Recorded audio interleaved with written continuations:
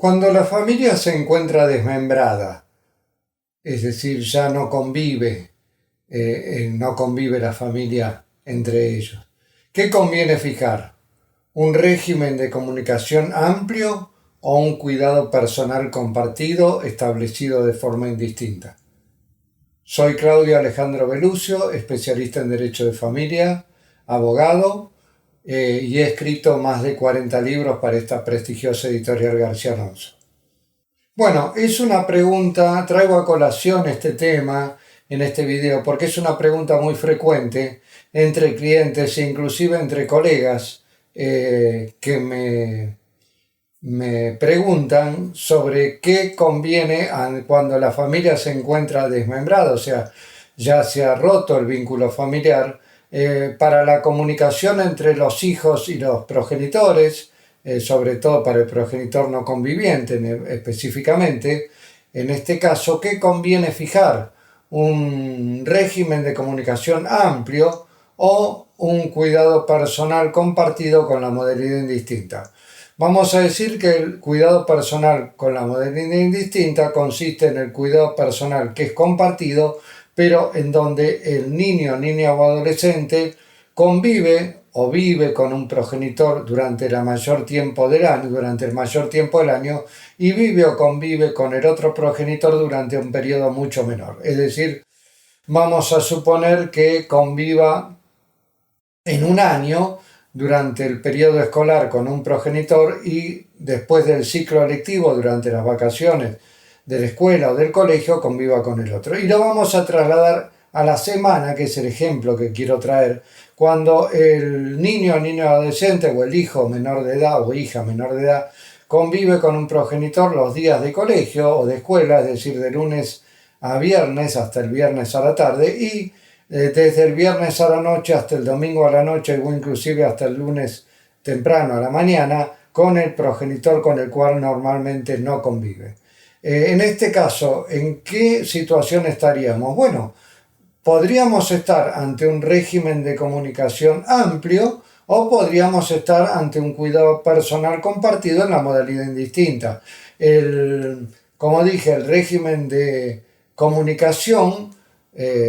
amplio se asemeja también a este cuidado personal compartido en la modalidad indistinta, porque de las dos maneras, si el niño o niño adolescente estuviera con la madre, vamos a suponer, de lunes a la mañana o de lunes a la tarde hasta el viernes a la tarde, podría caraturarse, y con el otro progenitor estaría desde un viernes a la tarde hasta un domingo hasta la tarde o hasta un lunes a la mañana. Podría caraturarse ambas situaciones fácticas como un régimen de comunicación amplio o como un cuidado personal compartido con la modalidad distinta.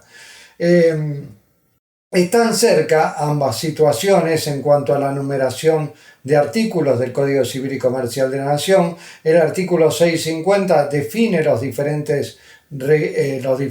cuidados personales de niños, niñas o adolescentes, y define qué es un cuidado unilateral, qué es un cuidado compartido con la modalidad alternada y qué es un cuidado compartido con la modalidad indistinta, que es el cuidado que nos interesa en este momento. Eso está en el artículo 650. El 651 establece que el principio rector en materia de cuidado personal del niño o niño adolescente o del hijo o hija menor de edad tiene que ser el cuidado personal compartido con la modalidad indistinta. Y el artículo siguiente, el 652, establece el régimen de comunicación paterno o materno filial con aquel progenitor con el cual normalmente no conviva.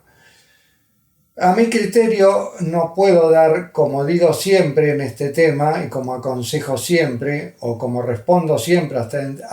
ante esta inquietud planteada, no puedo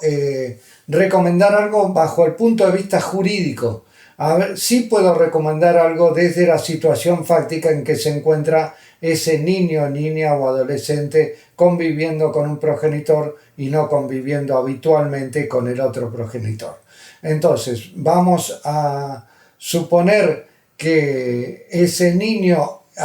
con el progenitor conviviente habite solamente con él, y el progenitor no conviviente, lo que se produce muchas veces una vez separada la pareja, vaya a vivir a la casa de sus padres, o sea, a la casa de los abuelos de este niño o niña adolescente. Creo que en ese caso, como lo aconsejé hace poco tiempo, no sería lo más conveniente un cuidado personal compartido indistinto,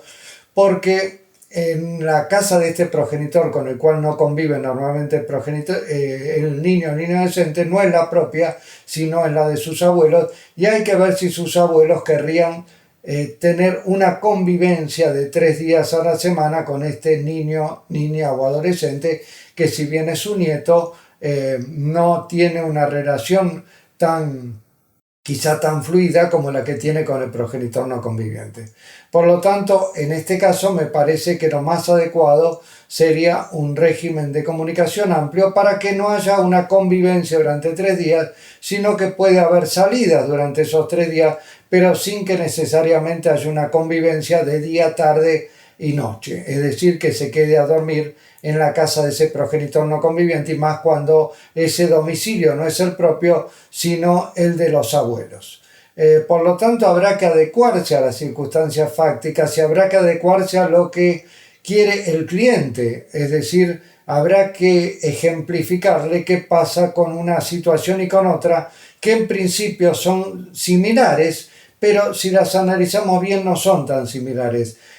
El cuidado personal implica una convivencia, es decir, estar durante unos días todo el tiempo con ese progenitor, mientras que en la casa de ese progenitor o saliendo, pero también ese progenitor se tendrá que ocupar de las tareas educativas, de su salud, etcétera, etcétera, etcétera. Mientras que en el régimen de comunicación amplio, por decirlo así, es algo más light en cuanto a los deberes o obligaciones de este progenitor no conviviente, porque puede ser que en esos 3 días no permanezca, ni tan siquiera vaya a la casa de este progenitor no conviviente, y solamente lo vaya a buscar a la mañana o al mediodía y lo reintegre por la noche, y sean todas situaciones de contacto que tienen que ver con el esparcimiento, por ejemplo, ir a un parque, un cine, un teatro, etcétera, un shopping, etcétera, etcétera. Es decir, que hay que pensar bien antes de decidir por un régimen de comunicación amplio o un cuidado personal compartido con la modalidad indistinta, porque parecen situaciones que son las mismas, pero no son las mismas. En uno hay una convivencia permanente durante esos 3 días y en otro puede inclusive no estar en la casa del progenitor conviviente, y por lo tanto esa comunicación darse en lugares que no sean ni en el de domicilio de un progenitor ni en el del otro, es decir, en lugares de esparcimiento. Ante esta cuestión, como digo, y para concluir, habrá que analizar caso por caso qué es lo que más conviene solicitar o fijar mediante acuerdo o convenio entre ambos progenitores, o fijar judicialmente cuando se peticiona un determinado régimen de comunicación, un cuidado personal compartido. Habrá que determinar qué es lo más conveniente para el cliente, si un cuidado personal compartido con la modalidad indistinta o un régimen de comunicación amplio.